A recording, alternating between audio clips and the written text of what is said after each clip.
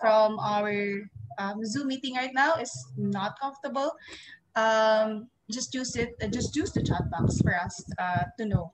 So we also would want this to we want to be on time. So without further ado, as I admit other participants, I would really love to call on Chantal for her to discuss our topic for today. Chantal. Thank you so much for having me. My name is Chantal Umuhoza, and I am from Rwanda, and I am a member of Resuj, which is Realizing Sexual and Productive Justice, a global alliance of younger feminists from the global south.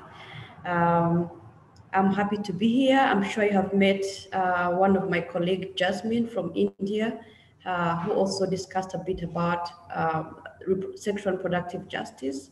And today I'll be expanding more on this topic, and hopefully we can discuss and get to know each other. I'm informed there are many of you. I wish there would be a way to also get to know you. But hopefully through the discussions or any questions and the discussion we have after this, I can get to know more about you and the work you do, and we can get to know each other better. So it's a bit morning here. I understand it's afternoon for some people, but where I'm from is just 11 a.m. and I sleep late. I sleep late usually, so I usually wake up a bit later. So this is just morning for me, and I haven't even had my coffee yet. But I'm happy to be here. So I have a very brief presentation that will just help me to go through the discussions we'll have. But I really don't want it to be a lecture. So I would say that as I go through the discussions, whoever has anything to add or a question, they don't have to really wait until the end. I think I usually find this more useful, that people can interact throughout instead of waiting until the end. Sometimes you can wait until the end and you have forgotten the comment you wanted to make or the questions that you had. So if anyone wants to say anything at any point, I think we can use the chat box for any questions, comments, or you can just unmute your microphone and say, please repeat that, I can't understand this. I also tend to speak faster sometimes. So if you feel like I'm really going fast or you can't understand what I'm saying, feel free to interrupt me at any point and tell me to slow down. So Sarina, I can't see the presentation. Um, Yeah, I will just are have you, it share screen. Yeah. okay, so should I continue now? Yes. Okay, Can you see it now? Okay. okay, yes. So like I said, one of my colleagues, Jasmine from India, was here, I think last week or the other week. And I'm sure at least she introduced a bit about the sexual and productive justice work. So I will a bit repeat that, but I'll be emphasizing and sharing more practical examples about that, but also related terms that we're going to go through together. Then you can also share experiences about what you understand by these terms. But I also want that we use some of the practical examples of some of the work that I do in Rwanda on sexual and productive justice. Some of the work has been going on for years, but there's recent work that I'm going through that really links with this sexual and productive justice part. So let's go to the next slide. Yeah, maybe my colleague, I'm not sure if my colleague already introduced our alliance, but we are a small group of us coming from different countries in Asia, Pacific, Latin America, and Africa mostly, including the Middle East and Northern Africa part. And we are an alliance that works on sexual and productive justice. And we work on sexual and reproductive justice and not sexual and reproductive rights for the reasons that I'm going to explain. Because we, even though our work and our values and our passion is centered on making sure that mostly women and girls and adolescents can realize their sexual and reproductive rights, all of them, but we work on that using a justice approach that does not only look at the SRHR as an independent aspect of people's life, but how other issues can affect people's realization of sexual and reproductive justice. So it can be about the finances, the economies, the climate sometimes, the politics around that, the culture, because I think for many of us, we come from, just like you, we are part of the same movement that really seeks to ensure that mostly women and girls, but also non-binary folks and trans can realize their rights to their bodily autonomy, a term that I'm also going to explain more on. But we want, for the fact that we are based and come from, and our realities are from the global south, these are countries and these are contexts that come with a uniqueness in terms of the political sense of it. We're countries that many of us have been colonized. We're countries that most of the countries, the global south, are still developing.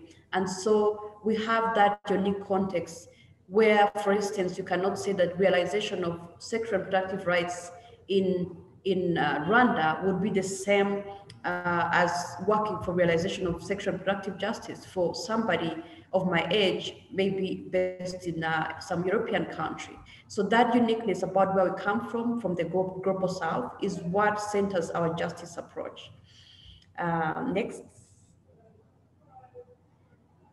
So for our alliance, we are guided by what we call an action agenda.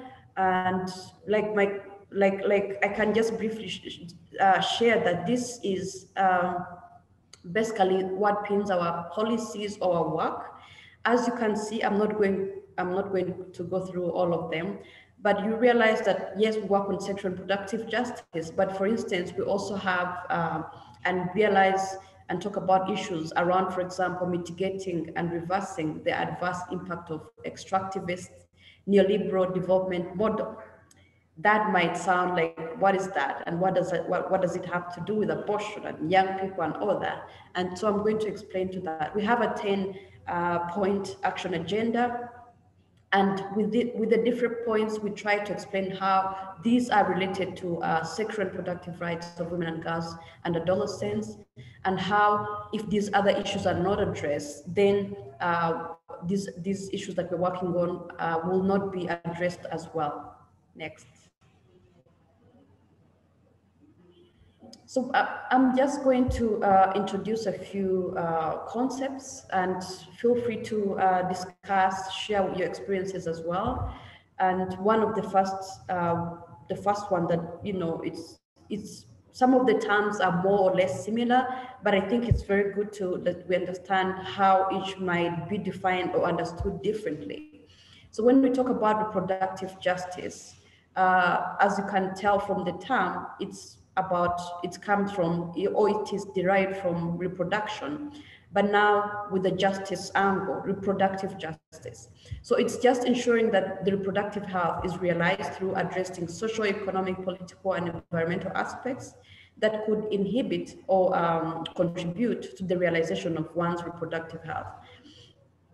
Reproductive health is different from reproductive justice, because when there is a justice approach applied to reproductive health, it means you also have to go beyond ensuring that there are facilities, there are medicines, and all that, but you also have to look beyond and, for example, talk about what are the costs of the services, who is more likely to access reproductive health. Is it the older people or the younger people?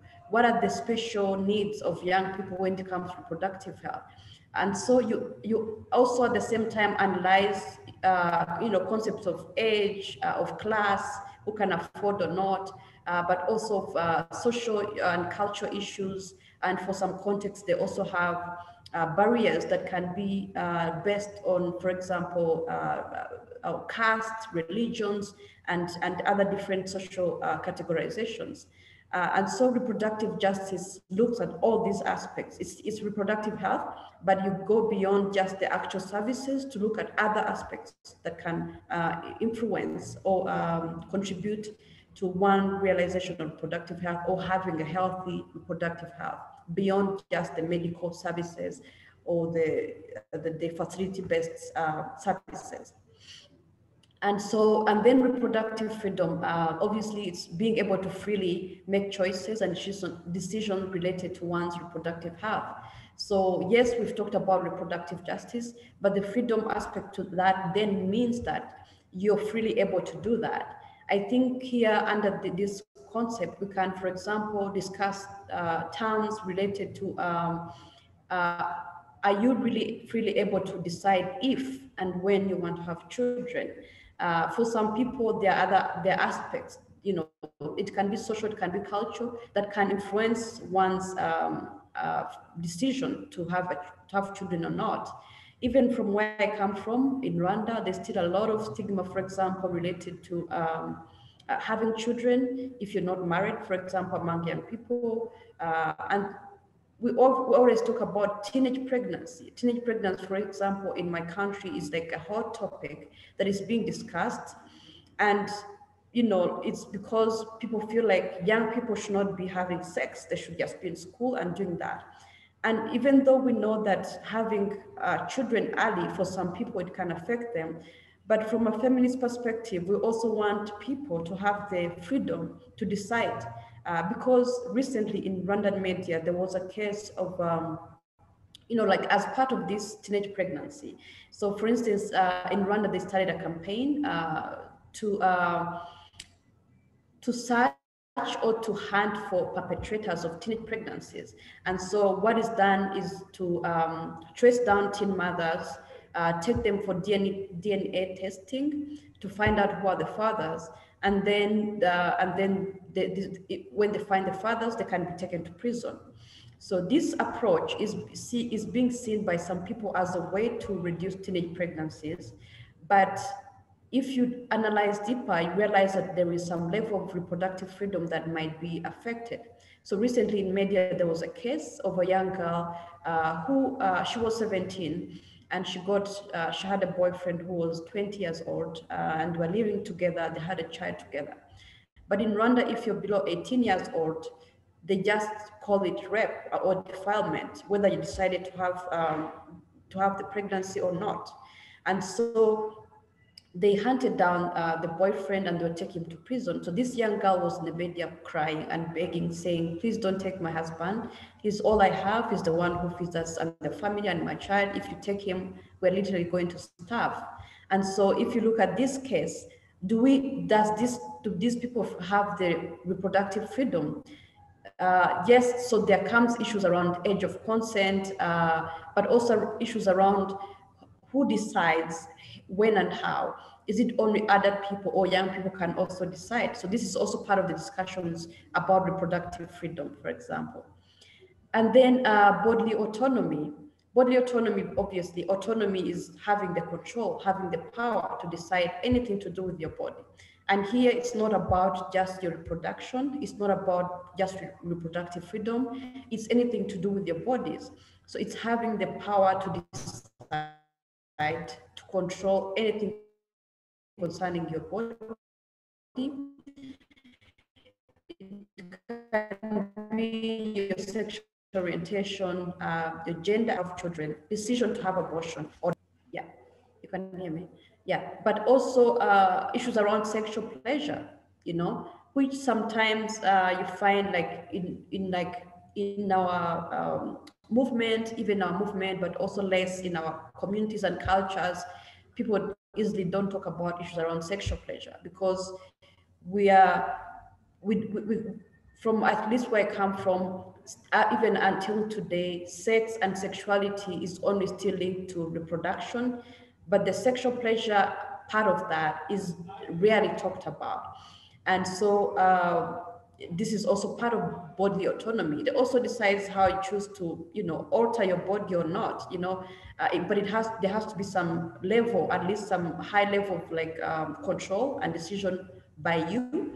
And this is the concept of body autonomy, for example, includes the right to have abortion or not. It also includes having children. Basically, it goes beyond just reproduction, but also see other aspects, anything that can happen to your body. It can be sexual, but it can also be not sexual.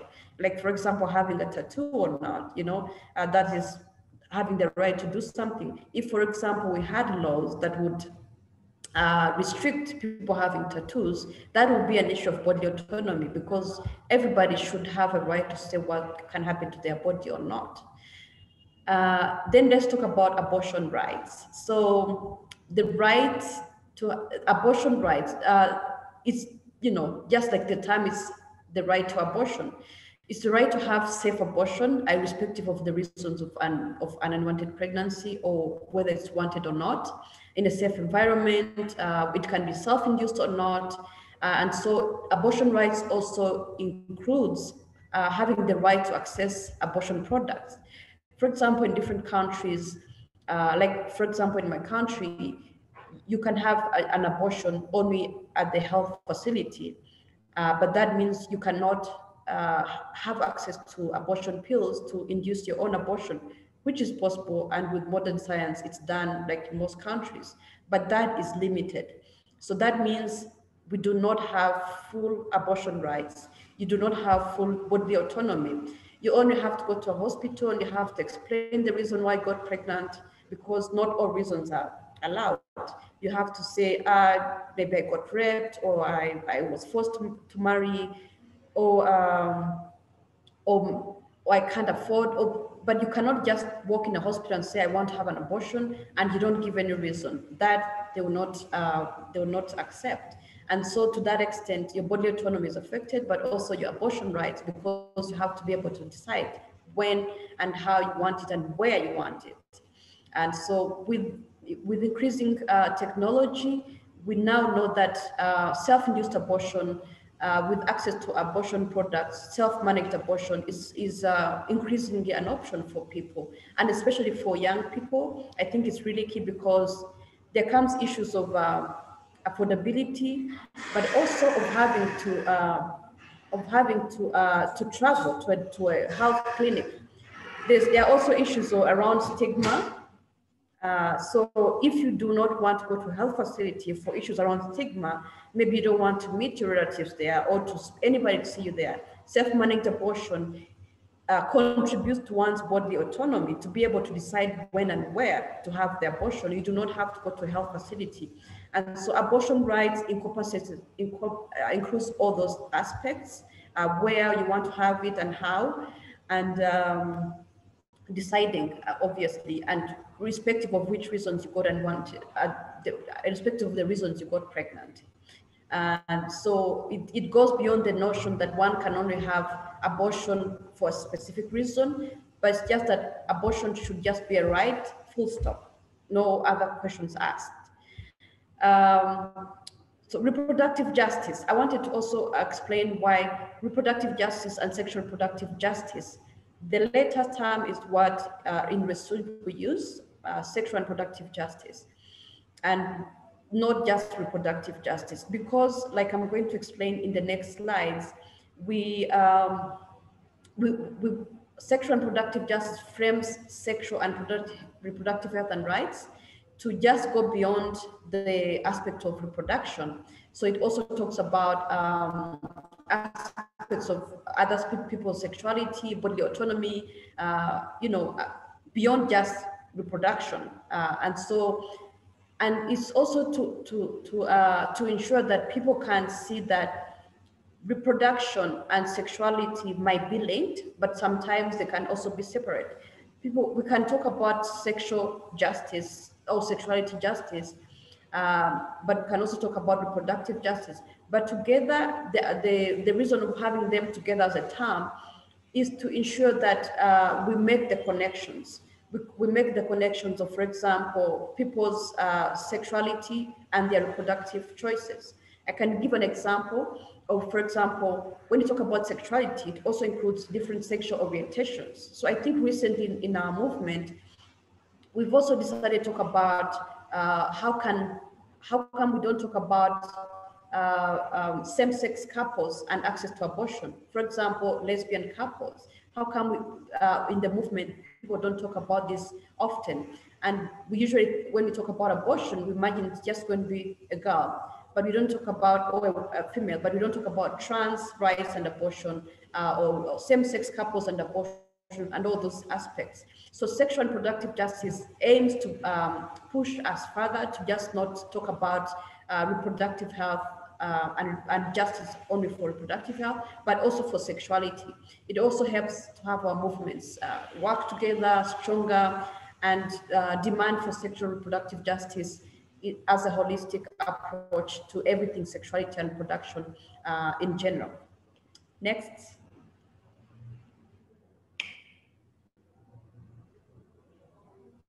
On this slide, I'm really assuming my colleague talked about this, but it was to give a background about how did we start talking about reproductive justice, the language justice as it is. My colleague, I think, talked about this. I don't know if maybe I don't have to go through it again, right, Sarina? Yeah. Yeah, this was already discussed during the first session. Okay, so let me go to the next slide. Yeah, so sexual and reproductive justice, these are some of the key terms or aspects that that I'm just going to emphasize. If you've talked about them before, I'm sorry, but it's just to share also my examples from my context about what it means. So we usually say we apply a human rights approach, or we're working with a human rights lens to different issues, for example, on abortion and all that. Uh, but human rights and justice approach, the only difference that we are trying to advance a justice approach, even for sexual and reproductive rights, is because realization of human rights at individual level, as you as a person, cannot be attained without addressing the contextual issues. That is where you're coming from, where you're based. I am Chantal, I am a woman, non-binary, living in Rwanda, a colonized country with history connected to Germany and Belgium. I am, there are connections that come with that. And then there is a culture in Rwanda that, restricts women's bodily autonomy and girls' bodily autonomy before they are married. And so all these aspects come when you talk about a justice approach. As compared to just talking about human rights approach, because like I said before, human rights can be realized, but they can, how we work for realization of human rights for everyone, but how they can be realized is the justice approach.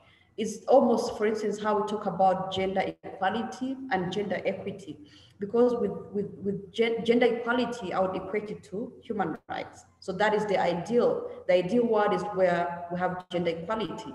But gender equity, which I'm now equating to the justice approach, is that framework that helps us analyze where are the gaps for each specific area. What are the key issues that affect realization of human rights in Rwanda as compared to, let's say, India or Kenya or any other country? Because every country, every context, even Rwanda, it's a small country, but even within Rwanda, we have different differences and different groups of people. And so the justice approach helps us to identify what are the special needs of each group of people, which communities, so that they can realize their human rights. It helps us identify the gaps and therefore address them. Because if we do not, then we cannot just say people have rights, but then how do they realize those rights if we do not analyze their special needs and address them in a unique way? So sexual and reproductive justice seeks to analyze deeply the context, for example, of sexual and reproductive health and rights and abortion, and proposes sustainable solutions that at the same time addresses the underlying structural causes and systemic barriers of women and girls. These can include gendered power inequalities. I can give an example here. So for instance,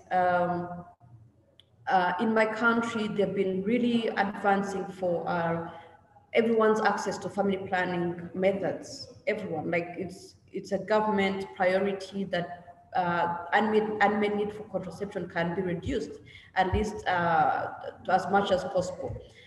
But then this is just how it's done is through construction of health facilities, ensuring that there are no stockouts who have the products and all that. But over the years, how this justice approach, even though they did not necessarily call it a justice approach, but analysis and research was done to show how women and girls, or most women who are married, were not able to go for family planning or to use family planning services because their men did not want them to. And so there comes a gendered power inequality that if you do not analyze and address, then you cannot realize, or some women cannot realize these inequalities. I mean, these rights to their sexual and reproductive health and rights. And so it's just to go beyond SRHR as it is, but to see the different aspects. Sometimes it's social, like I said before, but sometimes can also be political. For instance, I can also share, I think I'm assuming that majority of you have heard of the global gag rule, and basically the change in the priorities or the values on access to abortion from the US government, and how that affects funding or services related to sexual and reproductive health and rights in countries that receive funding from US, which is mostly like majority of us from the global south. And so when that happened under the Trump administration, in my country, it did affect access to different services because there are services that were funded by US, and at this time they said if you're going to be providing any abortion-related service, even if it's post-abortion care, then this funding is going to be cut, and that happened in different aspects. And this is a political issue, but then realize how it affects realization of a woman based in Rwanda. And therefore, that is the broader lens of the sexual and reproductive justice that helps us to analyze what are the political, economic, social culture that can really ensure that we, everyone realizes their sexual and reproductive rights. So working on sexual and reproductive justice, as opposed to just SRHR, it strengthened the cross-movement collaborations. And this means that, sometimes we talk about the HIV and AIDS movement, or people working on abortion, or people working on family planning, other people working on climate justice, and then people working on economic justice, which is those aspects about, money, financing, and all that, as separate movements.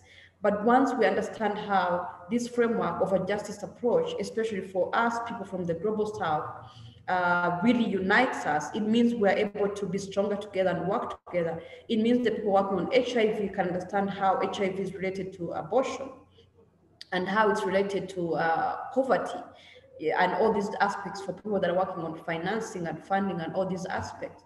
So in a way, the framework also strengthened our movement, especially in the global south, to have a stronger voice and to do work and learn from each other about how we can do our work better. Next. Yeah, I'm going to skip this slide because I think I've explained that. This slide is, okay. Yeah.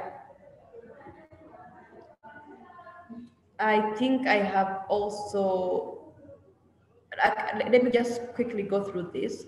So this again, it's again more explanation for the sexual and reproductive justice, that it aims at transforming unequal power relations. I've also talked about this.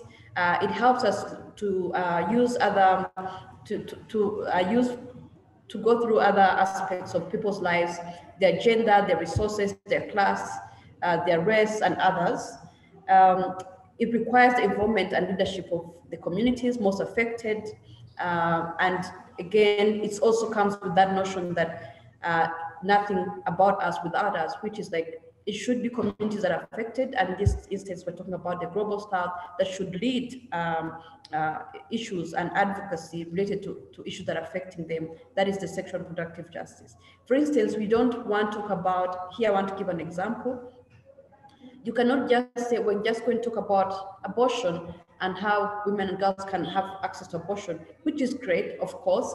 But then if your voice is not represented, for example, if the World Bank is giving a loan to your country that is related to health, then to some extent, what you're fighting for and other decisions that are being taken that might affect what you're fighting for, you're not involved in those discussions. So it's not like we want to split ourselves and be everywhere, but I think it helps us to make sure that whether it's about the money, whether it's about the economy, whether it's about our environment, we need to be involved in those discussions, because in the end, everything is connected to everything.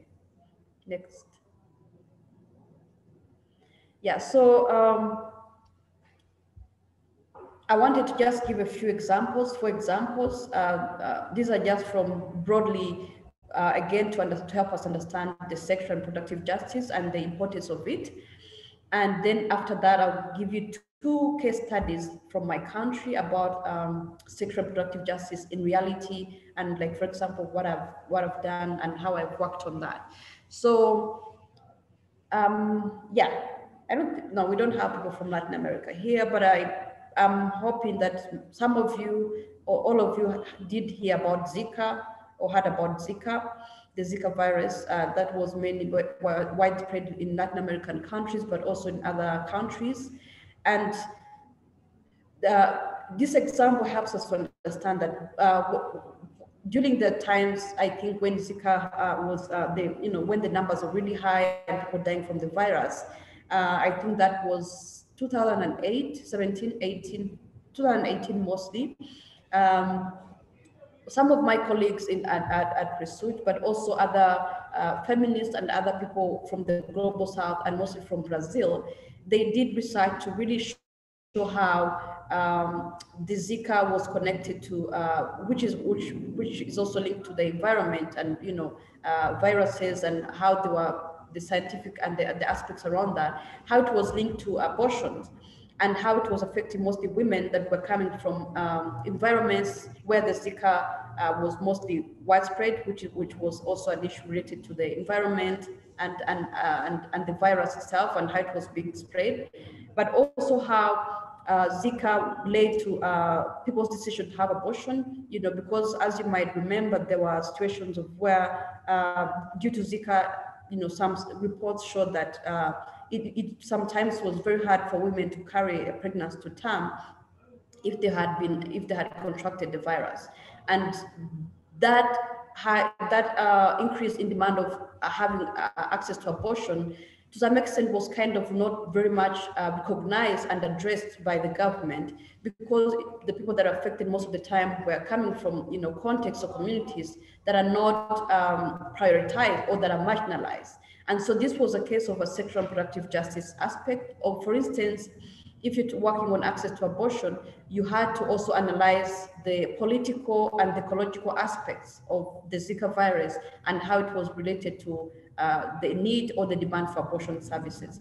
And so this is how basically spread your wings and look further and see how the issue you're working on might be connected with other aspects. The other aspect I wanted to share is how increasingly in our countries, I think it's everywhere, but I think most in developing countries, in global south countries, we have mechanized but also commercialized. Give me 1 second.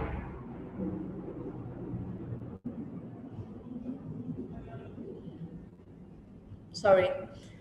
I'm at office, but there was a helicopter that was passing by. So yeah, mechanized but also commercialized agriculture, and this has mostly been characterized by the use of what called the GMOs, the genetically modified. I don't remember the O's. Basically, products or industrial-made fertilizers and artificial ones most of the times. And there has been a lot of research that has been done to show how the use of these genetically modified products in agriculture is related to the increase in non-communicable diseases. And this mostly issues around high blood pressure, cancer, and other non-communicable diseases, and how the relationship between those.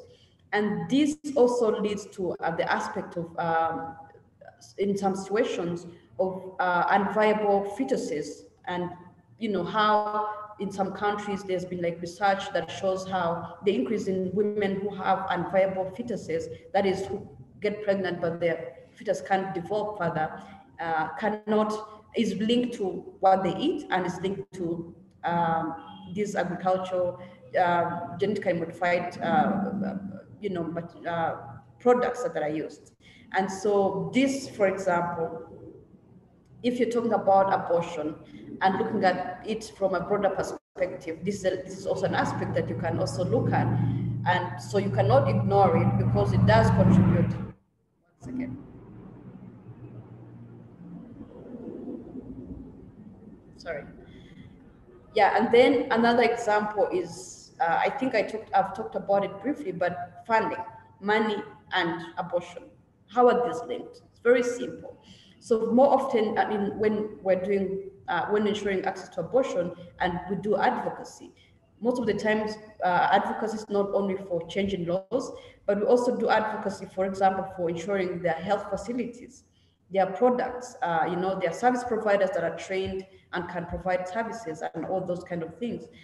But these things cannot just come from air. They have to come from resources, from the money. And for instance, in Rwanda, one of the issues that we've been trying to highlight is how the health sector, especially the sexual and reproductive health and rights part, is funded by external funding. That is money that comes from other countries. And so if there are any changes that happen, for example, if countries wake up one day and they're like, we're cutting this funding, like how we have seen how the UK has reduced their contribution to foreign aid, they have reduced their contribution. They just woke up, decided we're not going to send more money to these countries. We're just going to use money for ourselves for different reasons. And also, for example, the global gag rule, how that happens. So all these things, when they happen, you might feel like they're far away from you or they're not attached to what you're working on, but they are in the end, because if the health system is funded by external funders, every time there is a change, it means you're going to be affected. It means the issues you work on are going to be affected. And so, for instance, we've been trying to do advocacy to talk about how there has to be increase for health, allocation of health from funds from domestic resources. Those are resources that are raised domestically. That way, we are sure that there can be some level of sustainability in funding. And so that's like an issue that is linked to what we're working on, including access to abortion and abortion rights and all that. And then the other example I want to give is around social protection and sexual and reproductive justice. Social protection, in simple terms, is just supporting people, mostly financially, but it can also be in other ways, to ensure that they have the basic needs. There are different programs in different countries, but for instance, in my country, it includes supporting those that are the most poor, to have health insurance, to have access to food or to jobs, and to have access to decent housing, for example. Why social protection is really important and why it's linked to what we're talking about, sexual and justice, or access to abortion services, or sexual and reproductive health and rights services, is that most of the times, if and this is something that I've also written about, if a woman is in a situation where she has to choose between food, a woman or a girl, she has to choose between food and a contraception, she's obviously going to choose food. And so we've discussed about how without very strong social protection for people, especially for women and girls, sexual and reproductive health and rights becomes a second priority for them, and then that means they're not fully realizing their rights. We've had situations, and I'm going to give you some of the examples of, and this happened during this pandemic, the coronavirus pandemic. most businesses closed, everything closed at the beginning of March. And so there are people that were affected more than others. Some of the examples that I want to share was the sex work industry. So we had cases in my organization of where, because we have a small fund that supports women and girls to access services. So we had cases of women and girls from who were former sex workers. They're still sex workers, but they had to stop their business because of the pandemic. And then they had situations where they're asking us for help to get their implants and removed. And when we approached them, realized that they had had these implants for more than 7 years, whereas these implants are only valid for 3 years. And because of that, they had started getting some side effects, bleeding, and all that. And they were at risk of getting pregnant, but they had no option. So when we asked them what was happening, they're like, we don't have any means, we don't have any source of income, we don't have any money at all to help us go to these health services. They are expensive, you don't have health insurance. And any money they could come up with, any money they could make in a day from anything, they'll use it for food for themselves and their. So family planning or any other SRHR services was a second option to them because it's fast survival. And so when there's not strong social protection for people, especially those that are most vulnerable, and most of the time you're going to find that it's women and girls, then it's going to mean that women and girls are going to not be able to access the services. Next.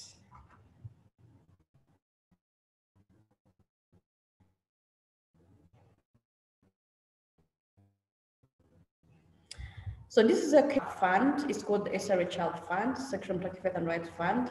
And what this fund does is that we identify through our networks women and girls that are most vulnerable, that cannot afford services that they need. These are SRHR services. These include access to abortion. These include access to contraception, anything. If you're in dire need of a contraception or abortion and you don't have the support or the funds to do that, you call us and we find ways to support you. And so this is just one of the case study of one of the young girl that we supported. She was 18 years old from northern part of my country, and she got raped. She got raped from a man, another man in the neighborhood. But there's social stigma even when you're raped. Sometimes girls hide it for months until sometimes if they're lucky, they don't get pregnant. But if they get pregnant, then they start freaking out. And so luckily for her, this girl reported the case. And in Rwanda, if you have been raped and you report the case to government institutions and you got pregnant from that rape, you can get a safe abortion legally. And so the northern part of Rwanda is like, I can say it's about maybe 50 kilometers from the capital city. It's quite a distance. And so that's quite a distance from my country because Rwanda is really small. So, so she, through our networks of champions or people work with include nurses and midwives, but it also includes young women and girls from the community. So all they do, they really put their ears out, they ask for information, whoever needs a service, let us know, and then they connect us. So we learned about her case from one of the champions who works at the health center in that district. And she told us the story. What happened was she was eligible for an abortion, and at the service there they said, yes, you can have an abortion, it's approved. Only that the nearest hospital where she could have an abortion is Catholic. It's owned by Catholic Church, so she could not have an abortion there. So they said, great, we're going to give you a transfer. You go to the capital city, Kigali, and that's where you can have an abortion. Well, she comes from a very poor family who could not afford either transport or the cost of being in the hospital, which includes, having meals and all that the hospitals, public hospitals don't provide those. And just survival while she was getting the service. She didn't have any means. So she just decided to sit at home with her parents, and then they said, we're not going to do anything, let's just leave it. And so our champion learned about her, and then we were able to help her. We paid for her transport for her and her family. They came to the hospital, and everything went well, and she had her abortion, and she was relieved to have this abortion. why this story is really important, because it also highlights sexual and reproductive justice, some of the aspects, especially concerning the economic aspects. Young women and girls who come from poor families cannot afford services. You can do advocacy for a law to change. You can say their services. You can, let's say everything health service-wise is there. But then if you do not address issues around other costs, like transport, like survival at the hospitals, like other needs that these people might need, then they're not going to benefit, or they're not going to exercise their right to an abortion, for example. Like, for example, in her case, if we had not learned about her and supported her, it meant she would not have an abortion, or should have ended having an unsafe abortion, which could risk her life.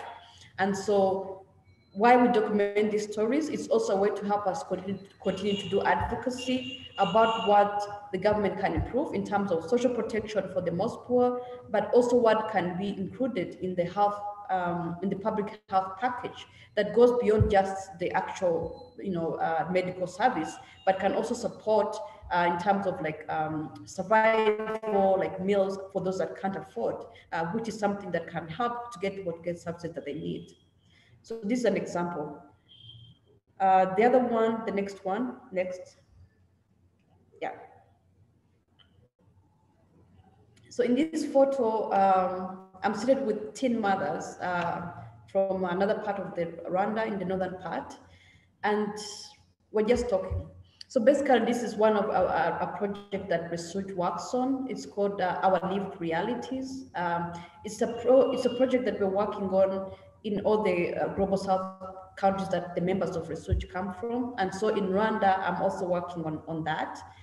What it is, it's focusing on the SDGs, the Sustainable Development Goals, a part of the UN Agenda 2030. So what Our Lived Realities is, it's also a project that seeks to highlight a justice approach, or the sexual reproductive justice approach. So SDGs, there are many SDGs, but we also want to highlight the interconnectedness of the Sustainable Development Goals. We have a goal on health, we have a goal on ending poverty, we have a goal on gender equality, we have a goal on economic justice, and many other goals. But we're trying to highlight how they're interconnected, and how realization of one cannot happen without the other. But how we're trying to do that is through real stories of people, of communities, to understand how all these issues need to be addressed holistically. So in Rwanda, for instance, I'm focusing on having discussions. I've already finished this project. We're just in terms of finalizing, and I'll be happy to share with you once finalized. We've also had some of these projects done in Nigeria and in Brazil and in Egypt, I think, and I can't remember which other country. But yeah, and so in Rwanda, I'm focusing on having discussions with teen mothers. These are girls who got pregnant either when they're like 14, 15, 16, whether it was consensual sex or not, but they are teen mothers. I'm also having discussions with girls who were released from prison.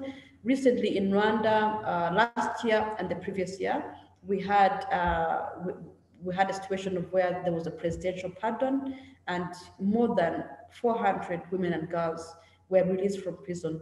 For those are women and girls that were in prison for abortion. We used to have a very, very strict law. It's still criminalized, but at least there was a presidential pardon, and up to now, we do not have women and girls that are in prison. I'm hoping that we won't have any more women and girls going to prison again. But then we've had like many women and girls who came from prison. Most of them went to prison when they are teens. They were like either 16 or 17. They're really young, and most of them come from poor families.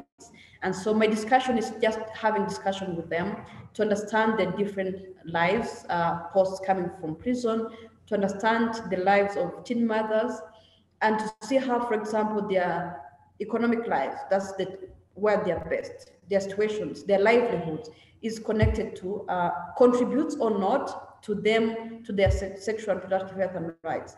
Like, I'm documenting stories of teen mothers, how they got pregnant, why they got pregnant, how they got there, but at the same time documenting how their lives are affected by other aspects of their lives that can include, for example, access to jobs, lack of access to jobs for some of them, not being able to go back to school, even though we have a policy that says even when you give birth, you can still go back to school, but then there's no facilitation for that. And so this project is just one of the examples of a justice approach that seeks to, yes, we center sexual and reproductive health and rights, but we also want to see how it's linked or other aspects of people's lives can contribute to it or can be a barrier for that.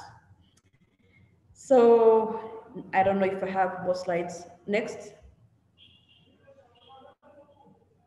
Yeah, this is just a summary, kind of.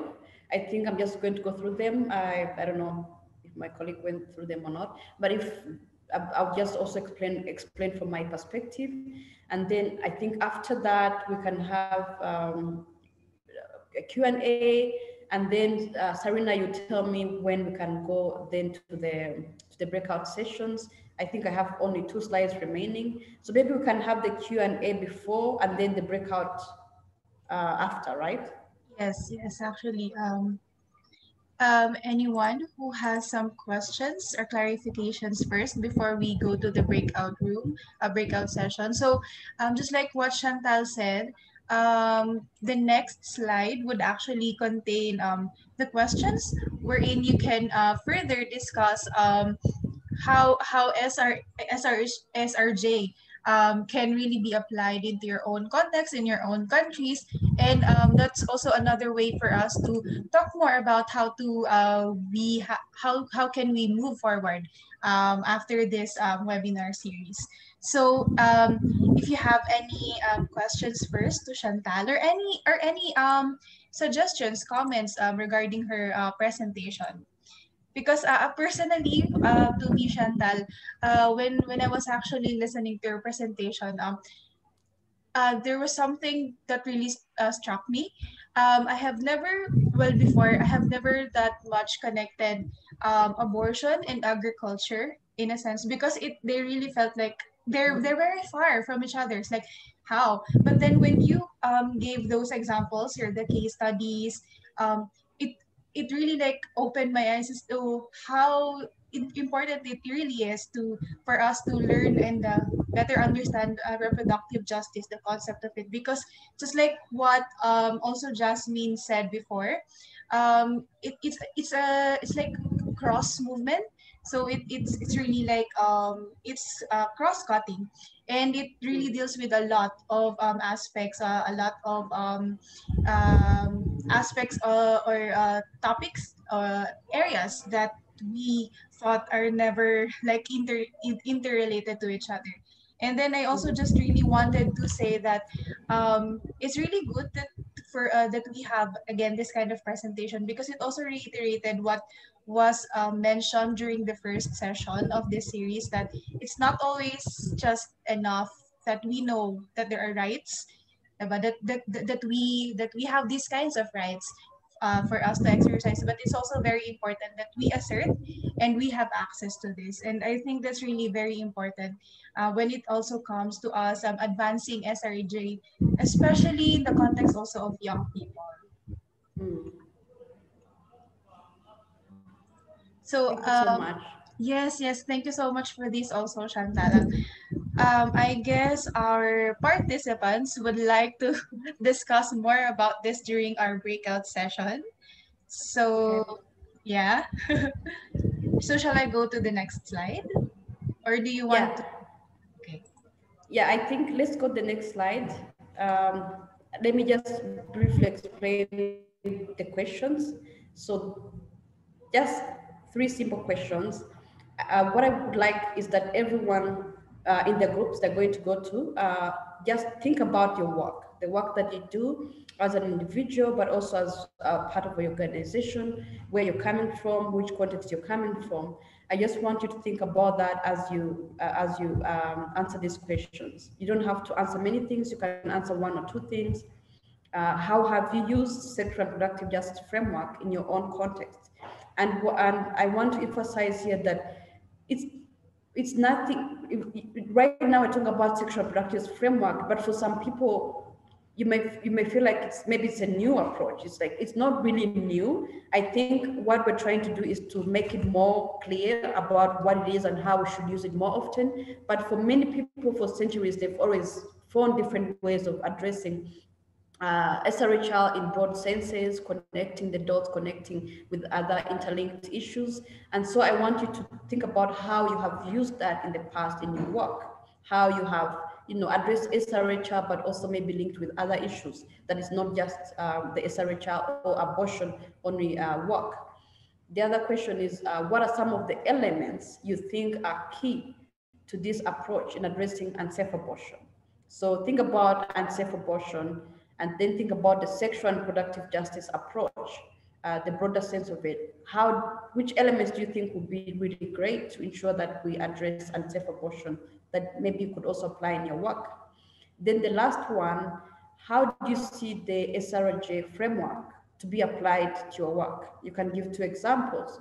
You can say, for example, I'm a nurse and this is how it can work for me. This is how I'm going to start thinking about the work that I do. Or that I'm a youth activist and this is how I'm going to start talking about advocacy for abortion, but also adding these aspects. So anything that you do, just give one or two examples. If you're in a group, you can also just come up with different examples of how you think you're going to be applying this kind of framework to your work.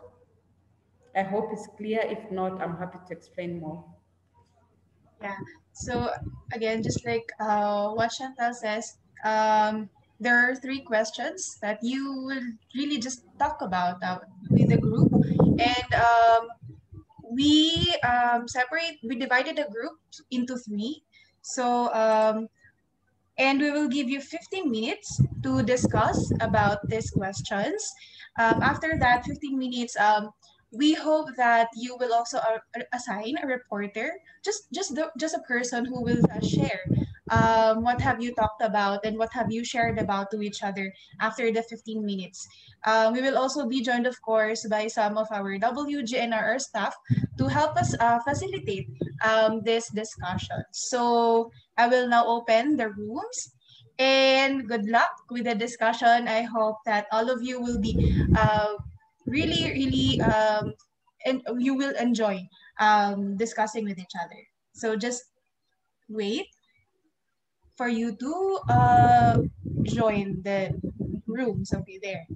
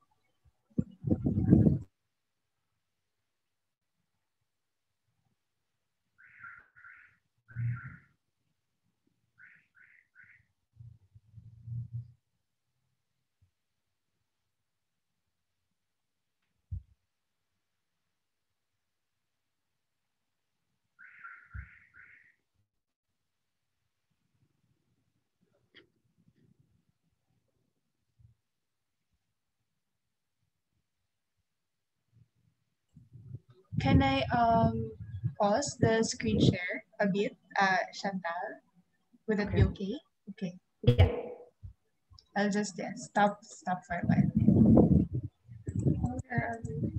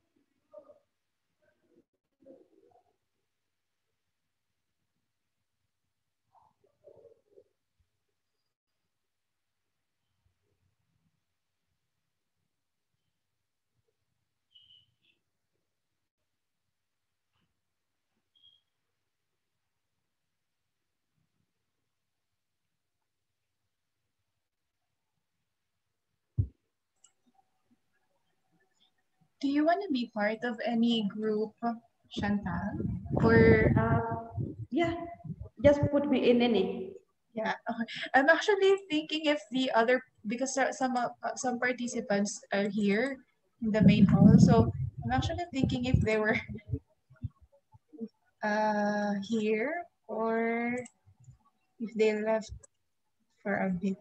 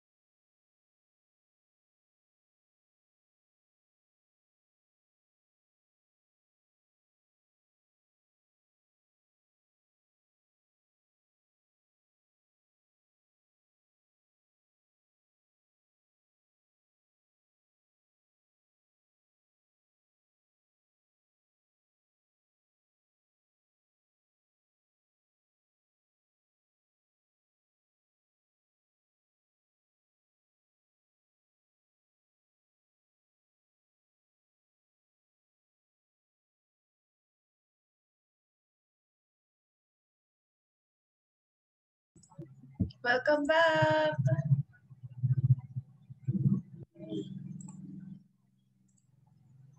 Hello. Okay, so now we're back to our main hall. And just like what I've mentioned earlier, for each group, I hope you assign someone who will share what you've discussed. So well, first is first always. So well, again, I'll just read the questions before we go to the first group to share what they have discussed with this question. So first, how have you used SRJ framework in your own context? What are some elements you think are key to this approach in addressing unsafe abortion? And how do you see SRJ framework to be applied to your work? Give two examples. So may I call on the reporter for group one who will be sharing what they discussed. Sorry, who's group one? Hmm? Who is Yes? the group one from room one? Yeah, room one. Room one. Okay, from room one, Cromwell will be sharing what he shared with the group because it was just only him who who shared in the group. Others were along the road traveling.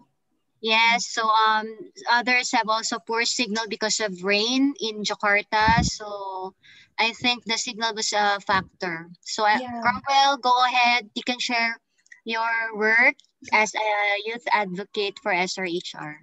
Go Cromwell. All right. And hello, everyone. So I'm Cromwell Cruz, chairperson from the current chairperson from Young Advocates for SRHR. So what I shared basically is how YAS advocates topics on SRHR through creative media, for example, spoken word poetry, social media cards, PubMat explainers, video explainers, and I know literary pieces and things like that, and that we do these things to cater more in favor of the young people, which is our target demographic. So I also shared that to achieve this, the people in YAS need to be, of course, open-minded and of course inclusive for people because uh, topics on SRHR, a lot of it is hard to explain, especially for young people who are just beginning to learn about these topics. So, oh yeah, so we need to, us in the organization, need to hand out those kinds of knowledge step by step, and not info shock people and not have extremist ideologies when it comes to SRHR, and really be inclusive for young people. So that's what I shared. Yeah. Thank you, Cromwell. Yes. So what you said is that the Young Advocates for SRHR is really using social media and really targeting the young people. But of course, you don't want to shock them with all the information right now. Do you think that in the long run, or at least in the near future, um, once you have more well, once your organization will have more understanding or better understanding of the reproductive justice framework, do you think you can also use that in order to also better cater your messages to the young people? What do you think about that? And so, hello. And definitely, we're just trying to form the foundations for what organization is going to do in the future. Because relatively, YAS, or what we call the organization, is a relatively uh, new organization. I myself and most of my batchmates just started more or less 2 months ago, 2.5 or so, something like that. So with that short amount of time and the complexity of SRHR, really we have a lot of learning to do. And I know, especially uh, to our esteemed speakers, they themselves know how much there is to know. So yeah, we're just starting, and I guess that you could say that we're we're paano ba ito? Kasama, or we're together with the youth, with our demographic, in learning about these things. And we really hope that we get to learn more, and in return we get to teach more to the youth. So that's that. Hey, thank you, Cromwell. So see you on the next learning sessions. And of course, to our other participants, see you too on our next learning sessions. For sure, this will not be our last learning session on this topic. So again, thank you, Cromwell. Now, can we ask someone from room 2 to discuss what they have shared about these questions?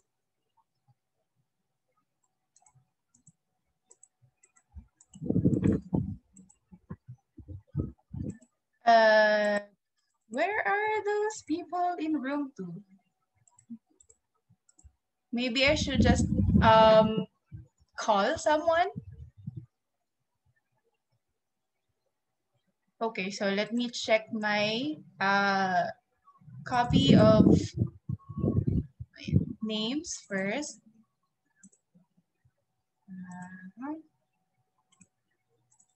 So from our room 2,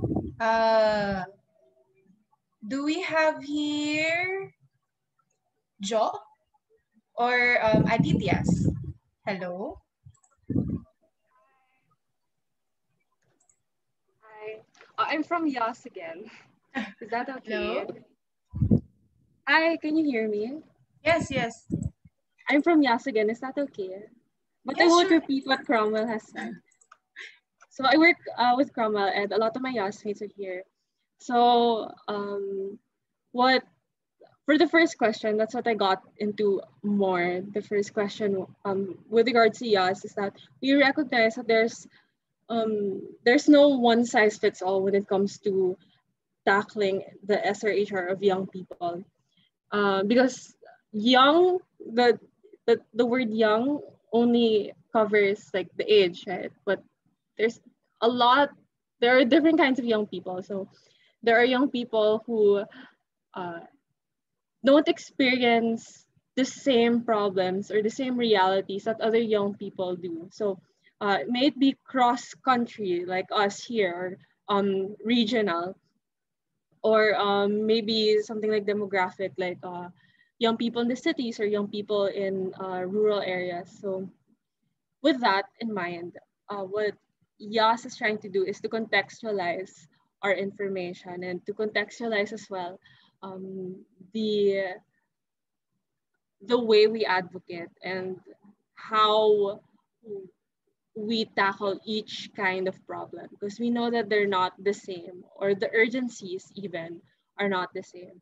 So that's what we do in YAS. Aside from being, we adapt it in a very creative manner in social media. So that's what we do. Thank you, Jo. Okay, so now can we go to the third group to share something about their discussion earlier? So is Antonius or Ernesto present? We would also want to hear something at least in the context of Indonesia, so that we can also hear something from you.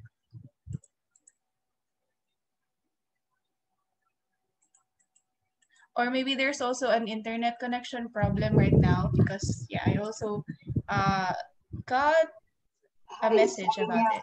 Oh, hey Athira, hello. Hi. So yeah, can I speak for the third group? Yes, sure. So we had a very brief discussion. So on the first question, have you used a SAGE framework in your context? Is the organization from Indonesia responded saying that they have been using the sexual and reproductive justice framework to work with the youth community. And in context of India, justice-based approach is not very popular in India, at least from the policy level. And especially being abortion is not an absolute right. So the conversations about reproductive justice are starting to come up. And it is very important that we keep these conversations going. And regarding the elements, legalizing, these are the points I got from the group, that legalizing abortion is an essential element, and access to stigma-free reproductive healthcare services. And it is very important to focus on reproductive justice because it links reproductive rights with the social, political, and economic inequalities that affect a woman's ability to access reproductive healthcare services. And SRJ framework to be applied to your work is basically community work, community safety, and creating awareness about various methods of contraceptives. That's what, at least in Hidden Pockets, we are doing. We didn't get much time to get points from other organizations by the time we were redirected to the main page. Thank you. Thank you, Athira. Yay. So, Chantal, maybe you can share something regarding also what you discussed with the group that you were into, and at least what is your general take regarding this topic that we have. Yeah, thank you so much. And I was in group 2, but there wasn't much going on.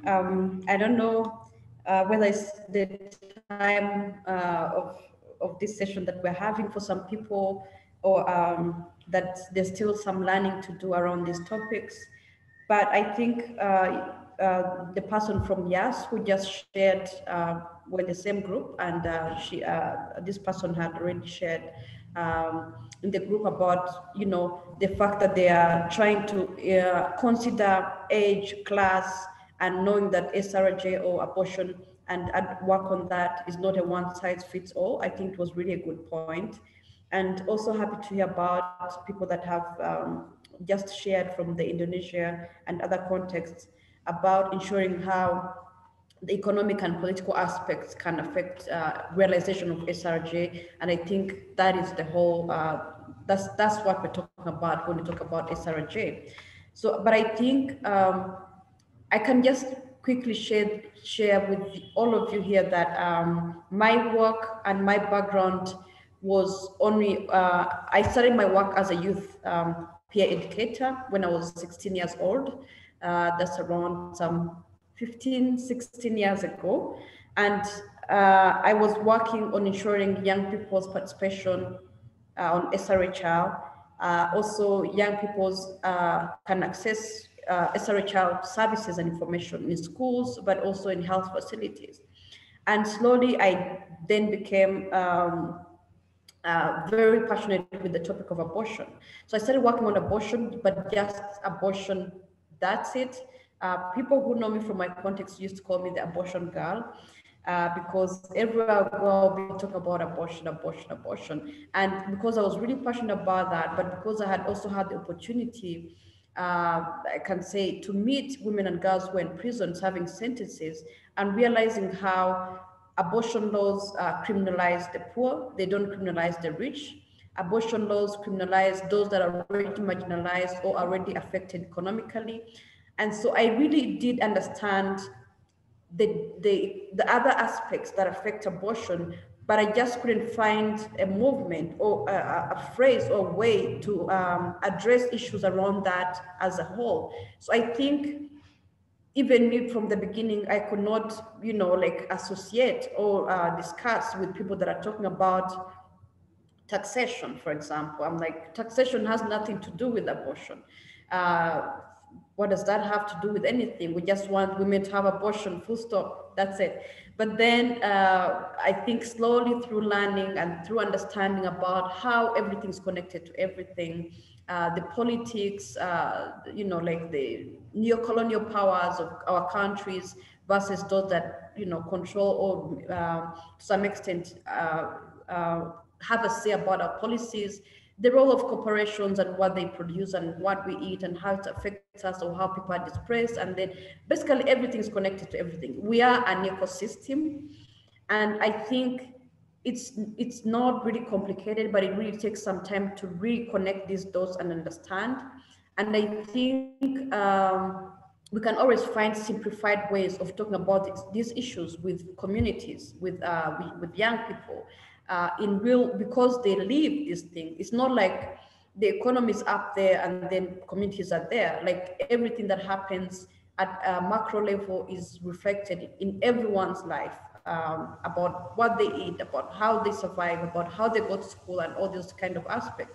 So I think it's a way of finding ways how we can simplify our languages, simplify our approaches and learning materials and educational materials for people that we work with, because no one understands better the issue that we talk about than those people themselves. So if anything, you can find and be surprised that people already know and understand these issues. They might not call it a SRG framework or call it macroeconomic policies like we say it, but everyone has ways of experiencing and living these things that we talk about at community level. And so it can be part of our maybe organization, maybe way forward to find ways how to simplify the interconnectedness of issues, which can inform the messages that we collect from people. You know, like for instance, instead of asking people, why don't you have access to services, or what hinders your services, while we're having this discussion, we can slowly also talk about issues around transport and other things which they experience on a daily basis, for example.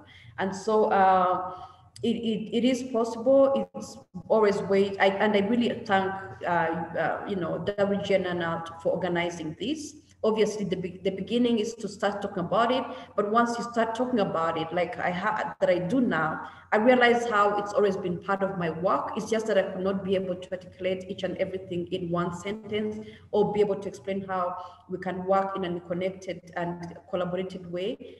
But we really feel this is something that can transform the things we work on, and can provide sustainable solutions, because you do not want to work on SRJ or sexual and reproductive health and rights without addressing, for example, poverty, and then realize that what you're working on cannot be lived sustainably if you don't also address the underlying causes that cause people to not live a free and happy life.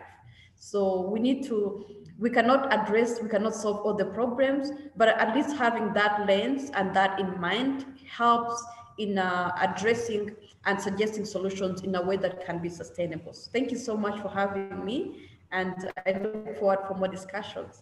Yes, thank you so much also, Chantal, and thank you so much to all our participants who were with us from session 1 until this session. We really hope that this session is really the start of all the upcoming discussions on this topic. And also, we really hope that we keep our young people inspired and more dedicated for this kind of work that we have. So again, thank you so much for joining us. And just one last request, can we open our camera just to have a short photo documentation? This is for the last time for now. So I hope, yay, everyone will be able to show their faces. Okay, so once again, we are 2 pages in this meeting. And okay, so people are still fixing their hair. Okay, so I'll start getting a screenshot now. Okay, keep your smiles pasted. 3, 2, 1, smile. And then I'll go to the second page. Okay, okay, 1, 2, 3. Okay, I still see some people opening their camera. Okay. 1, 2, 3, smile.